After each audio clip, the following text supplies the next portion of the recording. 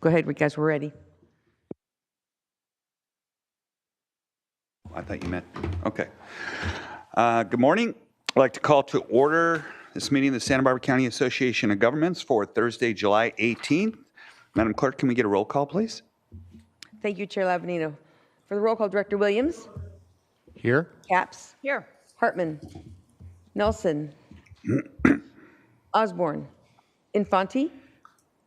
Here. Julian. Here. King.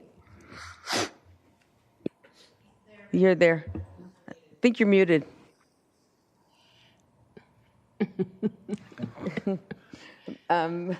Patino. Here. Richards. Clark. Here. Rouse. Here. And Chair Lavanino. I'm here. All right. If you could stand and join in the Pledge of Allegiance. Ready? Begin. I pledge allegiance to the flag of the United States of America and to the republic for which it stands, one nation, under God, indivisible, with liberty and justice for all.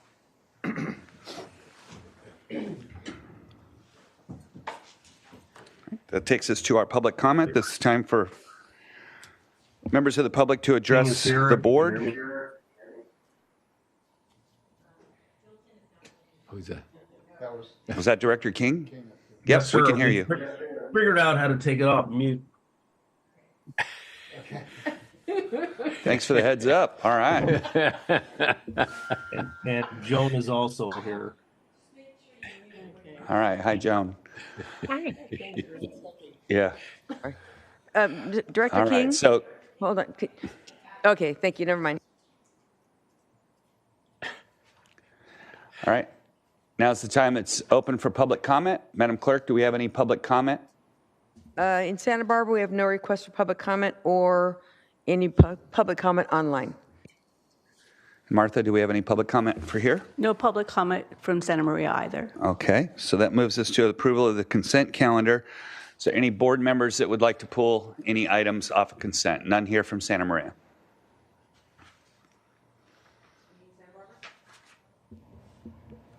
Chair Lavanino, no one in Santa Barbara either. Okay. I'll entertain a motion. On So consent. moved, Julian. Second. Moved by Julian, seconded by Patino. Madam Clerk, roll call, please. Director Williams. Here. Aye. Capps. Aye. Hartman. Aye. Thank you. Infante. Aye. Julian. Aye. King. Aye. Patino. Aye. Richards. Absent. Clark. Aye. Rouse. Aye. And Chair Lavanino. Aye. All right. That moves us to our discussion items, action items. Action item A. Madam Clerk? Just a reminder, you guys, to mute your mics when you're, because we can hear you over here. Okay. Well, that was for everybody. All right. Yes, that's for everybody. Okay, I'm going to read it in the record. 5A, update on development of 2025 Measure A strategic plan. 5A1, receive an update on the development of the 2025 Measure A strategic plan. 5A2, receive a presentation on the status of remaining Measure A regional projects and state policies that could potentially impact the delivery of projects.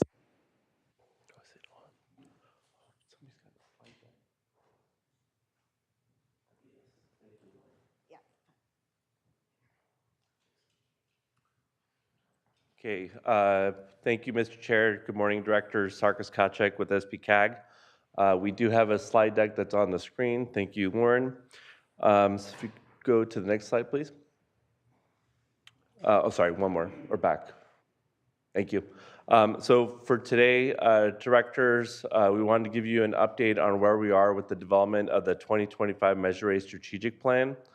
There's been a lot of work that's been happening recently, and so we wanted to check in with you, get any feedback. There are a series of state policies, including the board report, that we wanted to highlight today, and then give you an update of how those policies are going to impact our ability to deliver on remaining Measure A regional projects.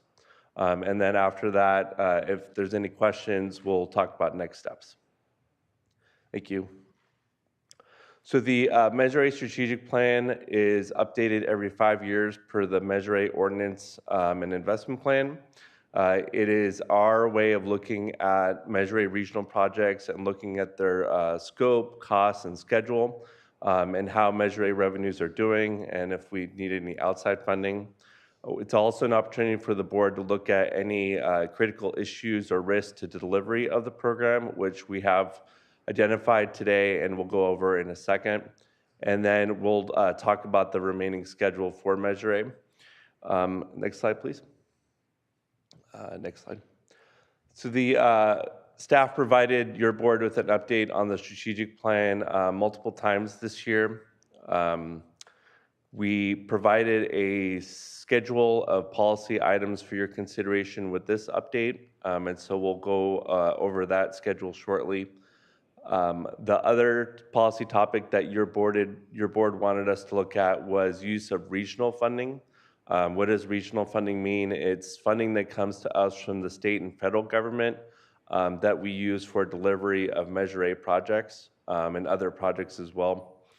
And then we also wanted to do a risk analysis of the state policies on the remaining Measure A projects. So those will be discussed today. Next slide, please. So this is the schedule that we provided your board earlier in the year. There are 6 policy items for consideration. The first item was the investment plan amendment for the City of Goleta to rename the Goleta Overpass Project to the City of Goleta Project Connect. That was completed in March, and since then we've entered into cooperative agreement with the City of Goleta and working with them on any reimbursement for their project. The highlighted section is where we are today. It's to discuss the risk analysis of the state policies on the Measure A projects. And then the remaining items will come back to your board this fall. I mentioned the use of regional funding, so that'll be something that will happen after we do the risk analysis. Next slide, please. So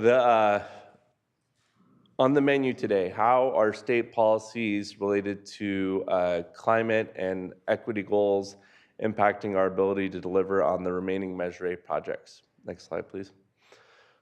So we wanted to just remind the board of where we were and where we are today. Measure A, the investment plan for Measure A was developed in 2007. The governor of California was Arnold Schwarzenegger, so it's been a while. The #1 movie in America was Batman: Dark Knight. So we've been coming a long way since that time. A lot of progress has been made, but the big thing I wanted to note was our voters did support Measure A with 79% support of renewal of Measure D. That's a really big deal. That was the 4th highest renewal or passage of a transportation sales tax measure in California at that time. That just shows the dedication of the board and the local partners on developing an investment plan that the voters supported. The other connection with Governor Schwarzenegger is that year we also had Senate Bill 375 get signed. So we had AB 32, which established the state having goals to reduce greenhouse gas emissions, and then SB 7375 required regions like ours to establish sustainable community strategies to meet certain targets for reducing those goals. And so that's a pretty important point in Measure A's history with 2008. Next slide, please. A lot of great things have been happening, though, and so we're really proud of that work with your support. One thing that was a game changer for us was the state passing Senate Bill 1 back in 2017. This established new funding programs for us to seek funding for delivery of Measure A projects. Another great thing that happened was through the Federal Infrastructure Investment Jobs Act, there has been additional funding coming to the state, and so the state has been able to use that funding for different programs. Notably is the State Highway Operations Protection Program, which is the big maintenance and rehab program for Caltrans to deliver on projects. And so I'll talk about that in a second. Another great piece of news is that Measure A revenues have been growing since 2008. 2008, we predicted or targeted $35 million per year. We reached an all-time high in fiscal year 23-24, at 55 million. And so that has not only benefited regional projects, but also benefited local partners. And then we've been able to deliver on many Measure A projects. Notably, it was a lot of early delivery in North County. And so those are some of the projects listed. Measure A helped out with those programs. Some of them also received state funding. And so we were able to deliver on many North County projects early on. Next slide, please. Through Senate Bill 1, we've also experienced significant success in delivering in the Santa Barbara US 101 HOV project. We've secured 2 Senate Bill 1 competitive funding awards through the state, through the California Transportation Commission, and that's been in great partnership with Caltrans on co-partnering with the application and then receiving the competitive funding. 2 regional projects have also been added by Caltrans into the SHOP, or the State Highway Protection Program. And those are Robinson Bridge in Lompoc and the 246 Alamo Potato Bridge in Solvang. So what happened was, in partnership with Caltrans and due to the need for replacing the bridges, those projects are now fully funded and added into the Caltrans program, which means we do not need to seek any competitive funding for those projects. I mentioned the Goleta Project Connect Amendment, and then finally, we're at the point where we're working with remaining project sponsors at getting projects which are waiting for Highway 101 to be completed to be ready for any funding for delivery. And so those are the 3 Santa Maria interchange projects listed above, as well as the State Route 246 passing lanes project. Next slide, please. Okay, so the state policies that we're going to highlight today, these are policies that are in place. While we had AB 32 and SB 375, we have new policies in place since Measure A passed, and so the world has changed for us. We are adapting. We are working with Caltrans and project sponsors to make sure that we're competitive for those projects. But things look different now. There's not a lot of new projects on the state highway system for capacity expansion or other projects of that sort. So we're looking at how our projects fit within the state policies. The state policies are coming from priority on reducing greenhouse gas emissions, providing folks with different ways of traveling within California outside of using a car. And so that's looking at increased transit, rail, and active transportation. And so there's an effort to make sure that folks are finding alternative ways. And then there's new policies in place related to how the state invests that state money into those types of projects. Next slide, please. How does that affect Measure A? Well, the remaining Measure A regional projects are on the state highway system. They require project approvals, and they need outside funding through competitive state and funding programs. We are, as I mentioned, working with City of Santa Maria on the remaining Measure A projects and working with Caltrans to see how those projects are going to be impacted by the state policies. Next slide, please. So the first policy of 3 that we're going to share today is Senate Bill 743. This was actually signed into law in 2013, but not implemented by Caltrans until 2020. And so any project needing a project approval must go through a 743 analysis. Before that was looking at levels of congestion or how congested a facility was. So if you had an A, that means you had good free flow. If you had level service F, it means you were not moving on a facility. And so what's happening is that with 743 in place, there's a different way of looking at projects, a way at vehicle miles traveled or how far someone is going from point A to point B. There is also a tool that the state has established which measures a project and how much vehicle miles traveled is generating.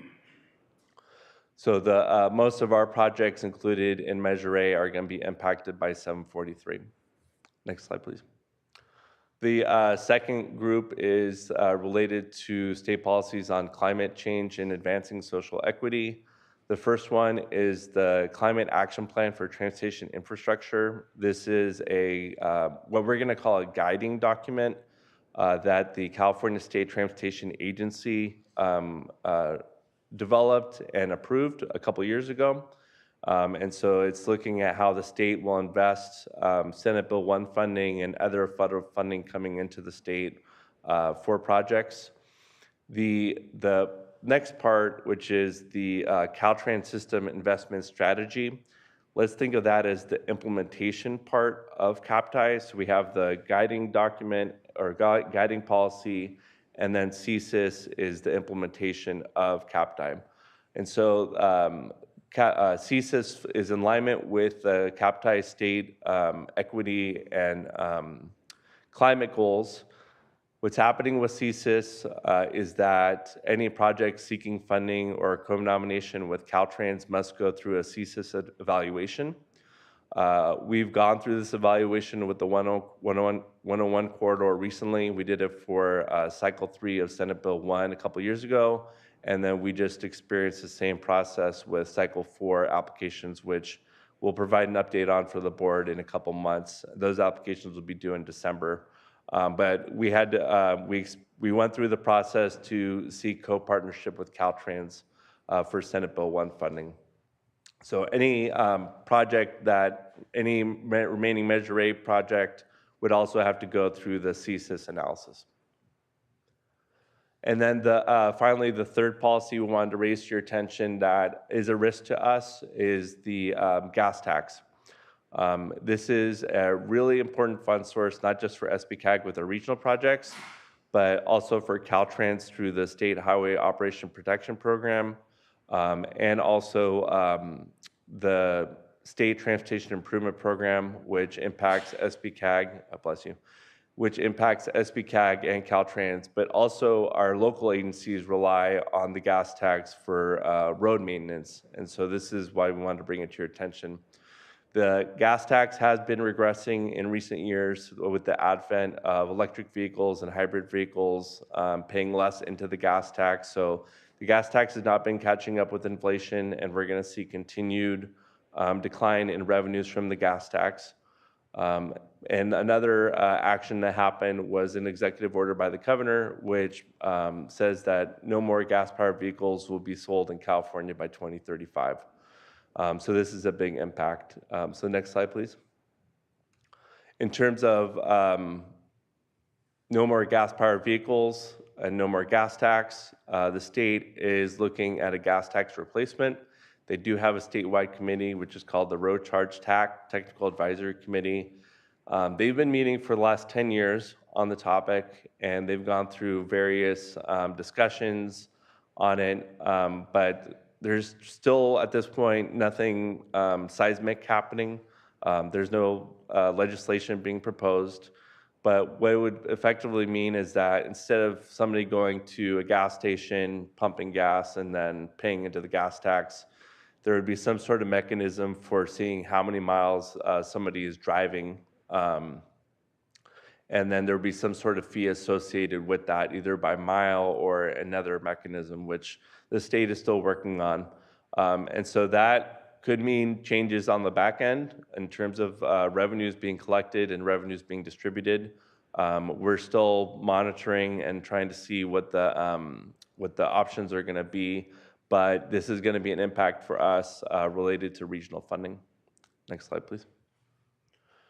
So in terms of the regional funding programs, these are the 3 that we will come to your board back in a couple months. But these are really significant fund sources for us with Measure A. The first one is a federal program called the Regional Surface Transportation Program. This is the most flexible federal funding source you can think of, and it comes annually to regions like ours. We get about $7 million per year. What happens is we take $1.8 million and then provide that to local agencies by population. So you actually had an item on your board this morning approving amounts to the cities and the county.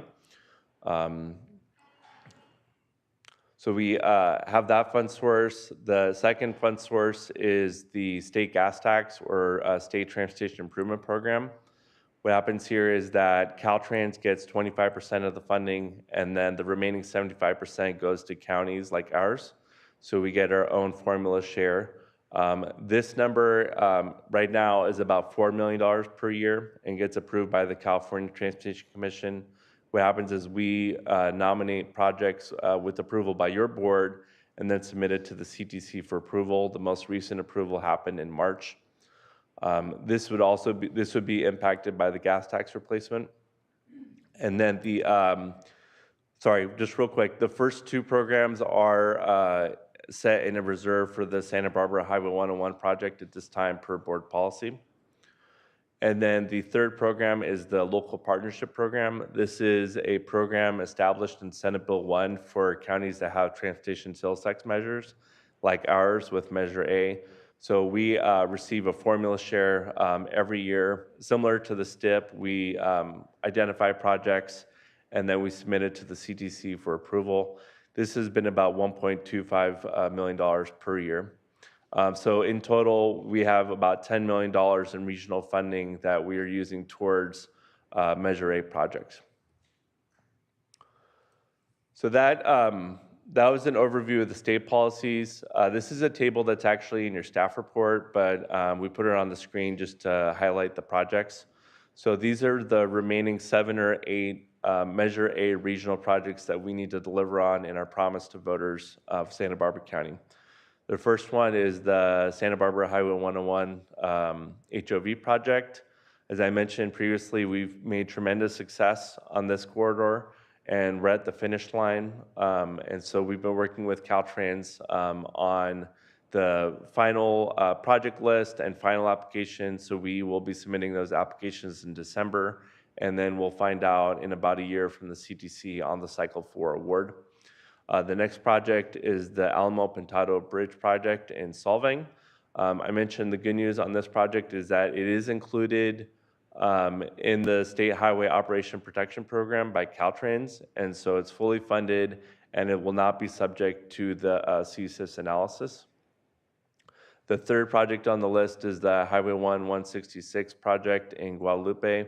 Mr. Luna has provided updates on this project previously, and this is another good news story where we're partnering with the City of Guadalupe, the county, Caltrans, and the Pasadena development to make many improvements in the corridor for the residents of Guadalupe.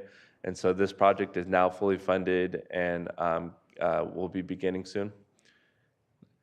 The next group of projects, the State Route 246 Robinson Bridge project in Lompoc, similar to Alamo Pintado. Good news, fully funded now in the State Highway Operation Protection Program and does not require the CSIS evaluation. And then we go on to the 3 interchange projects in Santa Maria. So on these projects, we've been working with City of Santa Maria staff and Caltrans the last few months just to get those projects ready for any funding and delivery.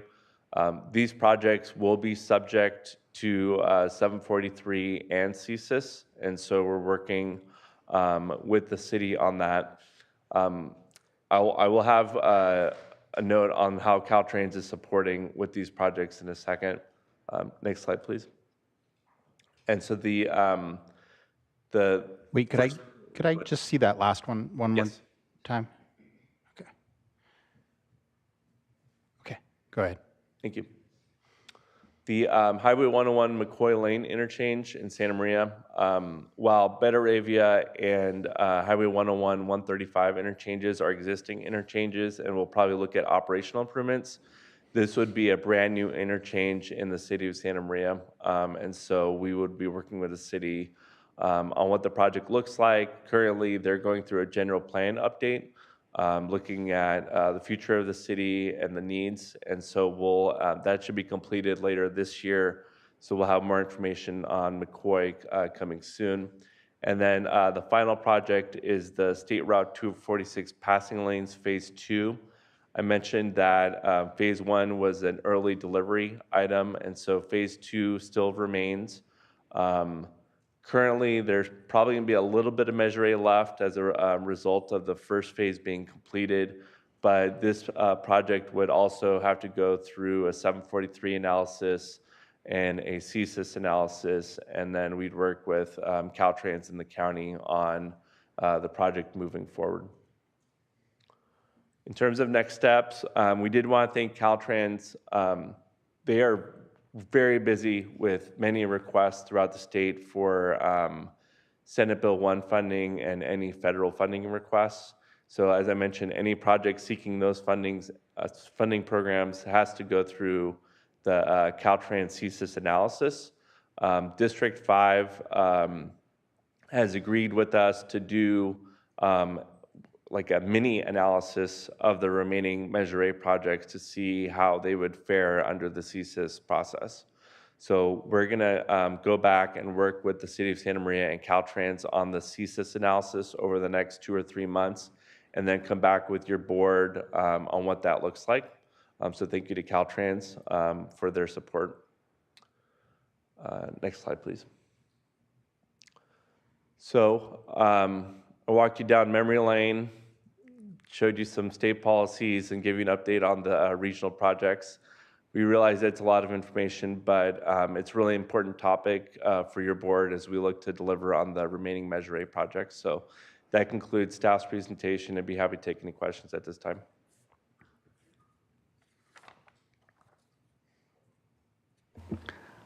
Okay, Madam Clerk, are there any questions from the directors? Chair, Director Williams has a quick comment. Go ahead. Well, this seems like a really big deal, because the VMT growth of a lot of our projects will not look good by this criteria. And so what is the purpose of this to kind of have us start chewing on what additions or alterations to these projects that we need to do in order to conform with the changes in funding guidelines? Yes, so through the chair, Director Williams, yes, we wanted to highlight the impacts and the risks. We are working with the City of Santa Maria, for example, on the Highway 101 and 135. Some elements that could be included in the project, maybe an electric vehicle charging or improved bicycle and pedestrian amenities as well. So while there could be some sort of VMT impact, there are opportunities to provide mitigating elements of a project. So that's one thing that we're working on with the city. And is there other more, EV charging stations help, and I'm a big fan. They obviously planning, for projects that are 7 years down the line, it may not be as considered as potent. Right? Like what we're doing right now with the last application seems innovative. What I'm saying is 7 years from now, that's probably not even going to be sufficient to get any money, right? I mean, we're going to have to do big stuff to get that. And what is big stuff? Is big stuff permanent changes to improve transit, or what is that, right? Right. Yeah, so that's one thing that we'll definitely work with the city on to see what they would want included in the project. You mentioned that bus rapid transit infrastructure. Yes, okay. And that's one thing that was it's going to be included in our transit and intercity rail capital program application is bus rapid transit in Santa Maria, but there could also be the opportunity for a transit stop within those interchanges as well. And I mean, I think it's good for us to think about, also good for us to think about the things that have the biggest bang for the buck. EV charging is really cheap, and right now it gets us a lot, but the bus rapid transit, of all the capital changes that we could do, is pretty good bang for the buck. It seems to me if we want the state funding, we better start thinking about how to add to some of these projects. Yes, thank you. And it's obvious that you have, but I mean, we, meaning us board members, need to grapple with that. Understood. Thank you. Anybody else in Santa Barbara? Chair Labanina, we have one from the City of Buellton. I think Director Hartman. Go ahead, Director Thank Hartman. you. So, Sarkis, is the takeaway that we're well on our way to completing our Measure A named projects except for 3? And those 3 are the interchange projects in Santa Maria. And then are we at risk of not having those completed by, I think, 2040 when the measure expires? So through the chair, Director Hartman, so it's the 3 Santa Maria interchange projects, and then it would be the State Route 46 passing lanes project in between Buellton and Lompoc. So that's still not fully funded yet. And Correct. It's okay. it has not started the environmental document and would need to be fully funded. Okay, so that's our work cut out for us. Correct. Thank you. Thank you.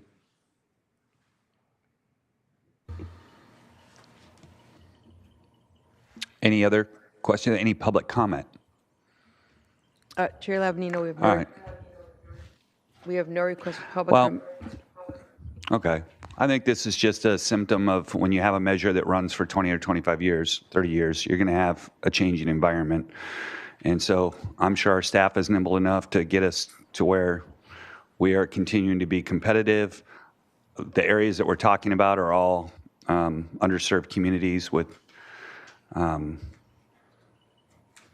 think we'll do very well scoring on social equity and those types of things. So, yeah, we've got to change our thinking a little bit, but yeah, it's really hard to talk about what even now, what would the new Measure A look like, because who knows what's going to happen in 2050. When you talk about EV charging 7 years from now, those might be obsolete, who knows? So we can only do what we can do at this point, and so appreciate the update, and it's just a receiving file, so I don't think we need any motion at this time. Is that correct? That is correct. Okay, thank you very much, Sarkis. That takes us to our Executive Director's report. Yes, thank you, Mr. Chairperson, members of the board. I wanted to congratulate the City of Goleta. They awarded a contract for the Goleta train station at their last meeting on Tuesday. It was about an $18 million construction contract, so they'll begin construction soon, and I'm looking forward to celebrating the opening of that station in the near future. I also want to let the board know we welcomed a new staff person this past month. On June 24th, Mia Lewis started her career at SBCAG, joining our planning team. Mia is a Florida native and a California transplant. She recently received her graduate degree from UCLA. At SBCAG, she'll primarily be focused on data-related planning projects and will be a point of contact for SBCAG's Census Affiliate Center role. You'll see her first work, a report on the accessory dwelling units in the region in the next couple of months. It's based on the survey that we recently completed. So we're happy to have her on board, and please join me in welcoming Mia to the team, and she's in the back here, so she can wave her hand. I also want to let the board know that we recently received approval from the state on our REAP funding. That's the Regional Early Action Plan funding that we had a discussion about a year or so ago on the funding, and we funded 7 projects. But with the state budget, it included a 5.9% reduction. So all the contracts we have with those project sponsors will need to regroup and come back to the drawing board and identify how we're going to deal with the 5.9% cut. But I do want to congratulate our advocacy efforts that the SBCAG staff and board and other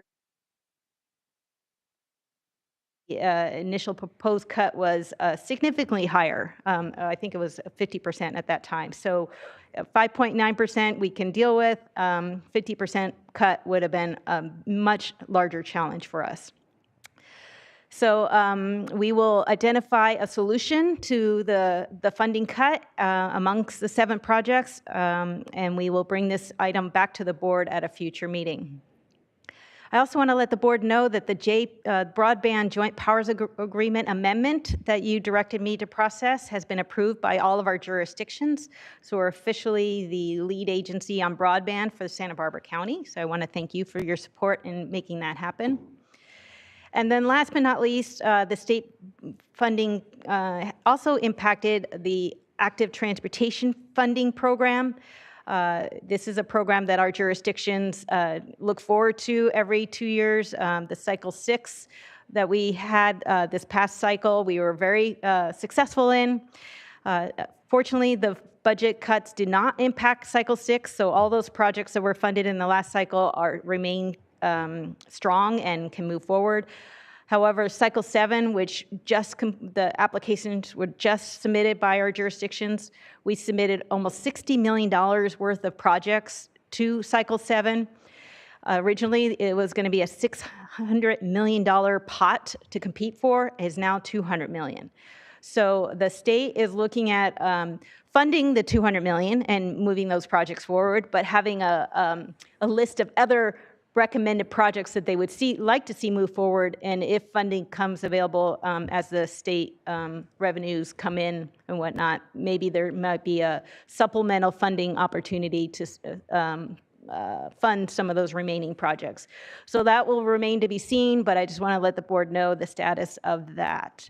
And with that, I'll pass it back over to the chair and answer any questions if anybody has any. Thank you. Questions for Margie? None here in Santa Maria. Okay, don't hear any Actually, questions. Director Williams has a question. I don't want to ruin our ability to maybe do the shortest meeting ever, but since it's already on since the last item was on the agenda, let me ask a question that could be either from this or for that. Is our last application for the 101 third lane project, the last leg that because we only have partial funding for that leg, are you reevaluating whether we need to add some things into that in context of the presentation? Oh, you're going to punt. So through the chair, Director Williams, our final package for the Santa Barbara Highway 101 project, it does include multimodal components already. And it's gone through the CSIS analysis that I mentioned previously. So we're in good shape in terms of the different elements that are in the project and being competitive for funding. So is it not only the EV charging, but it's the underpass in Yes. Santa Barbara that Like gives us strength of application because of the pedestrian and bike connections that creates? Yes, it's the final HOV segment in Santa Barbara, and then it's the Cabrillo Railroad Bicycle Pedestrian Improvement Project. It's the Santa Barbara East Side Disadvantaged Community Active Transportation Project, and then includes electric bus replacement for Ventura County Transportation Commission for the Coastal Express service between here and Ventura County. And then we have zero emission vehicle charging for City of Santa Barbara near Garden Street. So that's the package. Great. All right. See no other questions. Let's move on to the Caltrans District Director's Report. Good morning, Chair and Directors. This is Brandy Ryder, Deputy Director for Planning. I just have a couple of announcements. The first announcement, I want to congratulate SBCAG. They were one of the recipients for the Sustainable Transportation Planning Grants for their Santa Barbara County AI bike mapping and wayfinding project. That particular grant was awarded for $480,000 for the for your community. Overall, we had 51 million worth of planning grants that were awarded statewide, and we'll be kicking those off this summer and working with all of our agencies that received grants. Excuse me. My next announcement is just a brief update on Highway 154. So Caltrans has reopened one lane of Highway 154 between San Antonio Creek Road and Painted Cave Road following the repairs to the pavement cracking that was discovered on June 21st during an ongoing emergency slip out repair project. Travelers will encounter one-way reverse traffic control via a 24-hour signal near San Antonio Creek Road and Painted Cave Road. They can expect delays moving through this area, which remains an active work zone. It is not known at this time when the second lane of Highway 154 will be reopened and restoring the highway to two-way traffic. Inclometers have been installed in the slope to monitor the subsurface movement, and the assertion of vertical dowels 40 feet deep below the highway have stopped the surface movement and further cracking of the pavement. That came out in a recent press release as well. And if you need additional information, I'd be happy to resend that press release to anybody that has not received it. And those are my updates, and I would be happy to answer any questions. Okay, let's start in Santa Barbara. Any questions for Caltrans? Chair Lavanito, we have no questions in Santa Barbara. Buellton? Looks like Santa Maria? None? All right. Well, you picked the right day to be the representative. Awesome. All right. That closes out our Caltrans District Director's Report. That moves us to number 8, committee meetings. Director Nelson is not here. So, Director Williams, do you have anything from the Losan board meeting? Well, the last Losan board meeting was this Monday, and there was a important analysis on security threats in mass transit, especially in the wake of the service being used for the Olympics and for the World Cup, which are both coming up in the next 2 years. So that being, and you know, the level of analysis was interesting. If you, I don't normally refer you to the reports, but you might want to, both staff and board members may have some interest in that. And then, there continues to be interest in some discussion after the tragic death of a local teen in the UP right-of-way. Our office is trying to put together a meeting with UP, and they have expressed willingness to actually meet and talk, which, they're not, they don't normally do that kind of stuff. So and brainstorm. Both there is interest, and there was some discussion about that as well. Okay, thank you very much. That takes us to 1-minute reports. Why don't we start in Santa Barbara? Whoever would like. Go ahead, Director Rouse.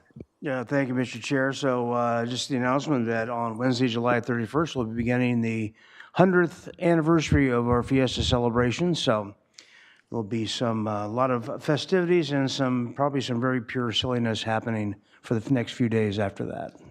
And that's all I have. Looks like there's nobody else. Okay, how about Buellton? In Santa Barbara. Yes, this is Joan. I have a request, a little bit unusual, that we put an agenda item for SBCAG dealing with food trucks. The state law allows these food trucks, gives them a lot of leniency in order to foster small businesses and entrepreneurship. But in the San Ynez Valley, these are syndicates from LA that are coming up and really creating a lot of disturbance. They're in the right-of-ways and disrupting traffic. They have open flames that are not lawful, that present a fire risk. There are food safety issues, unfair competition issues. We've tried to cite them through our environmental health and have not been very successful. They keep coming back. And it really feels predatory. So I realize that this is an issue, not just unincorporated county in the valley, but Buellton is facing this. Solvang is facing this. And then I learned that Santa Barbara is also facing it, and there may be other communities. So we need a forum where we can discuss this, I think, and SBCAG and offers the best opportunity. I wouldn't expect the SBCAG staff to do the work.